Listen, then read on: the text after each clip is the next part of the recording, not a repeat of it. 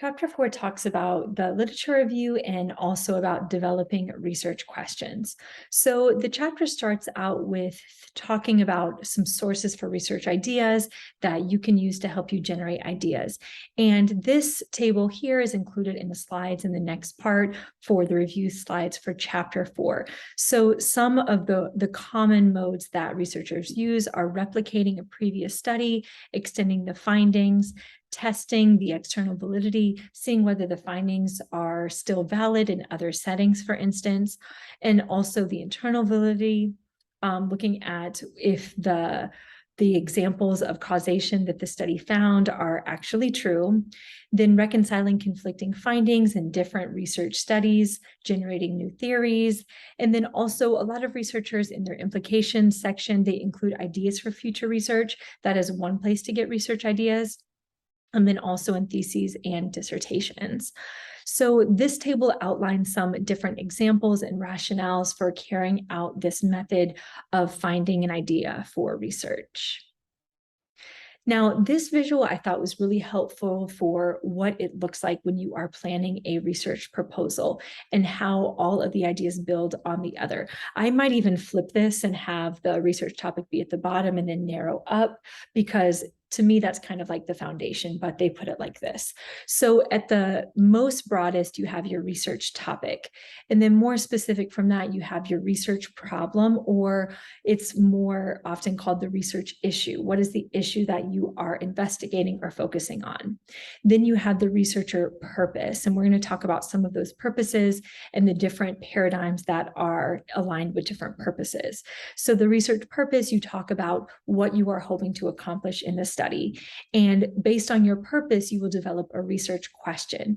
Now, the research question is what we are working to develop this week, just our first draft. Of course, we will have some iterative chances to revise and edit your research question. In a quantitative study, the research question needs to make clear what the variables are. So if you are looking at the relationship between two variables, you need to make sure that those variables are stated in your research question.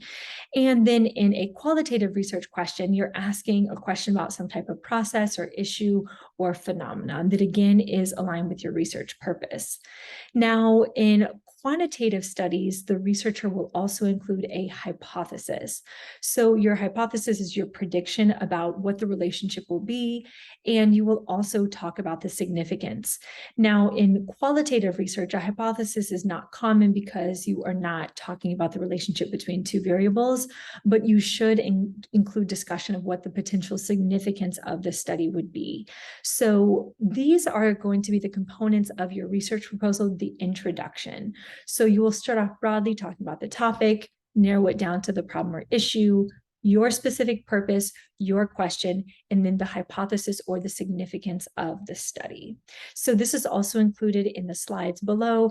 This will be a great reference point. And let me know in the comments, do you like it with the research topic on top like this, or do you prefer to visualize it with the foundation being the topic and sort of inverting this funnel? So when the next part of the chapter spends a good amount of time and provides some really useful checklists and tables for evaluating literature that you're going to be doing. So part of your research proposal is going to be consulting the literature. So the literature review, this does vary across research paradigms, and the authors talk about this. I think that most researchers are engaging in literature review before, during, and after conducting, carrying out, and interpreting their educational research. So that is something that researchers should be doing to stay familiar with what the current findings are in their field, and thinking about the different designs that they're studying and how that impacts their research choices. The only exception that the authors mention is grounded theory. In grounded theory, which is a qualitative approach, researchers try to develop theories based on the data that they collect. And then in the final stages, they'll consult the literature to help them refine their theory. But even a lot of grounded theorists do consult literature at all points of the research process. And over here, the our chapter also talks about some different sources of information, books, journals, and then the databases like ERIC that's focused on educational research that you're going to be using. And they do a great job giving a checklist for how to evaluate the quality of research on the internet, in terms of the authorship, the biases that might be present, and just some nice ways to think about that information that you're finding. And chapter 4 is also going to be really important when we get to our article critique assignment. They have tables, I think it's table 4.1, 4.2, and 4.3, that have checklists for evaluating or reviewing quantitative research, qualitative research, and mixed methods research. So we will be coming back to chapter 4 as we do our article critiques. And then also, as you develop your research proposal, a component of the research proposal is the literature review. And so chapter 4 will again be useful as you are consulting those databases to find literature that support your research proposal. So on to chapter 5, which is all about the research proposal. So chapter 5 is going to be very useful for once we are writing up our research proposal, which is our final project for the class. And in the lecture slides that I included in the next part of the assignment, there's a slide for each component of the research proposal that you can use as a reference guide as you are writing, when you're thinking about what to include in each component of your research proposal. So the chapter talks about two different approaches, but we're going to be using the first one when we write our research proposal. So they do a great job. I really love the slide in the next part of the assignment about the abstract. I think they do a great job thinking about what to include in your abstract. So your research proposal is going to have three main parts: the introduction, the method, and data analysis. So the introduction is related to that funnel that I showed you from chapter 4, starting to talk about the research topic, then the research problem or issue. You're going to include your prior literature here. For this class, we're doing 3 to 5 relevant research articles that are related to your topic. You're going to talk about your purpose for the study, your research questions, and then the significance, which, if it's quantitative or mixed methods, will also include your hypotheses. So then the next section will be your method. So here you'll talk about your overall methodological approach. Is it quantitative, qualitative, or mixed methods? You'll talk about research participants if you're using those. And the chapter goes into great depth about everything you need to include, like number of participants, how they'll be recruited, ethics. Next, apparatus or instruments that you're using, whether it be a survey that you're using or an educational test. And again, you can consult the literature here to talk about the validity of any of those instruments. Then your research design, you're going to talk about, again, your approach and how your research is going to be carried out in terms of that, which also leads to the procedure. The procedure, you detail step by step how you're going to collect the data, what the time frame will be, when each of the instruments will be used, or when each of the participants will be interviewed, etc. And then the last portion is about data analysis, and that will again connect to the research design that you're using. You'll select a data analysis approach that is able to either identify the relationship between variables or identify patterns in the qualitative data that you are proposing to collect. So we'll be coming back to this over the coming months as we craft our research proposal. So when you are thinking about your ideas for this first part, which is your research topic, you can use some examples from your everyday life or practical issues. And a lot of you mentioned in last week's perusal in the comments some ideas that you had from your work or at school. Instances like these are great sources of research ideas. Past research that relates to the table that I showed you from chapter 4, where it went through all of the different sources that researchers use, and then also theory.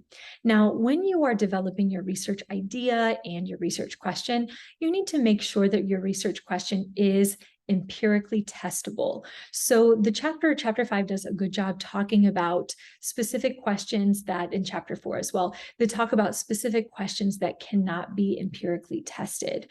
So these are more philosophical questions based on reasoning, based on right or wrong or morality, or even questions about the source of knowledge. So these questions cannot be empirically tested. In order to be empirically tested, it needs to be observable. achievable based on either existing data or data that you could collect. So this flowchart delineates the processes that you'll go through when you are planning your research proposal. So first you'll start with your research topic. Again, this is the most broad. And when you submit your idea for your research question, you'll also include your research topic. This is 2 to 4 words or even a phrase. So this is your overarching issue, and I'll give an example in a moment. Then you'll move into your research problem or the research issue.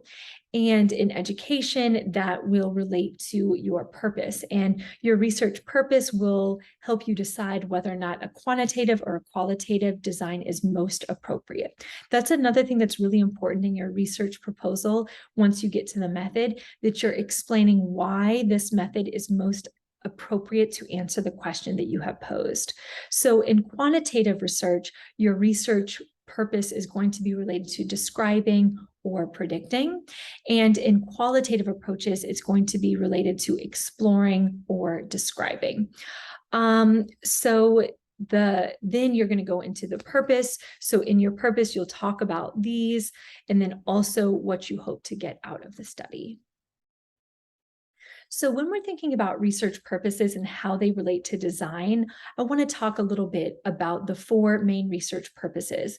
Now, chapter 1 goes briefly into the different research purposes. So do consult chapter 1 as well when you are thinking about your research topic and purpose and question. But the 4 main research purposes are to describe, predict, identify causes, or to explain. Now, these are all non-experimental except experimental. Experimental design can help you identify causes. So this is going to be a quantitative approach, identifying cause and effect relationships between variables. And the reason why you need to have an experimental design for that is because you need to be controlling. You need to have an experimental group and a control group in order to make sure that you are controlling for extraneous and external factors to really make sure that one variable is causing the other, or finding evidence that one variable is causing the other. So if your research question is concerned with finding causes, you should think about planning an experimental study that is using quantitative data and analysis to help you answer that question and identify causation. Now, the other approaches are non-experimental. They are associated with non-experimental design. So the first one is to describe. So if your research purpose is to describe, of course, that will be non-experimental, but you could use both qualitative or quantitative data, or even both, and make it mixed methods. So when you are describing, you might be describing things like which schools have received the most funding, and using quantitative or even qualitative data as well to describe that phenomenon. Another research purpose is to predict. And again, this is associated with non-experimental design. And if your research purpose is to predict, you are going to be relying on quantitative data. And you are looking at correlation. What is the relationship between one variable and another? So it is in a way similar to identifying causes, but instead of using experimental design, if you're using non-experimental design, you can predict. So you're not saying that one variable causes the other, but you can predict that if you have the presence of this variable, you likely will see the presence or not of another variable. So you might predict something if your research purpose is to predict. So you might be looking at the efficacy of a particular educational approach or pedagogy. And so you might predict that the students I saw a lot of examples about studying or attendance. So you might predict that students who study or let's say students who read for at least an hour a day will have higher student achievement as measured on the MAPS assessment.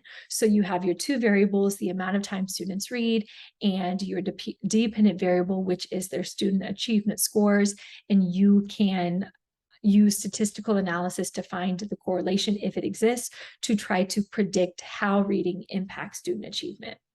We already talked about causes, which is the only one that requires experimental design.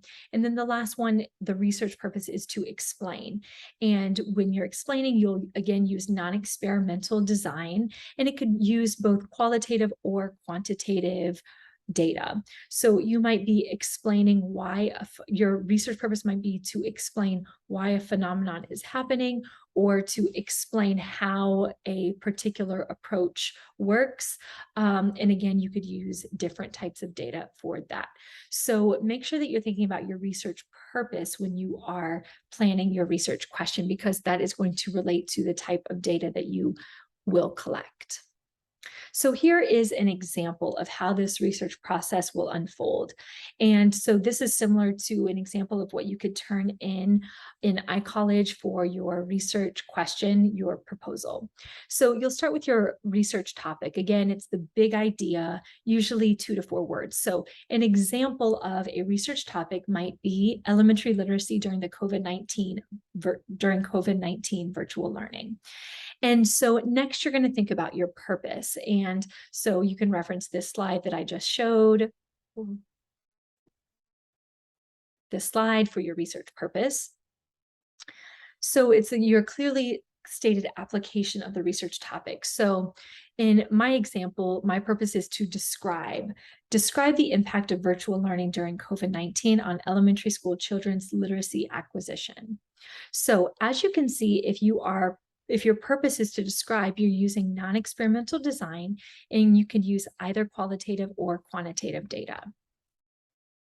So next, after you know your research purpose, you are ready to start crafting your research question.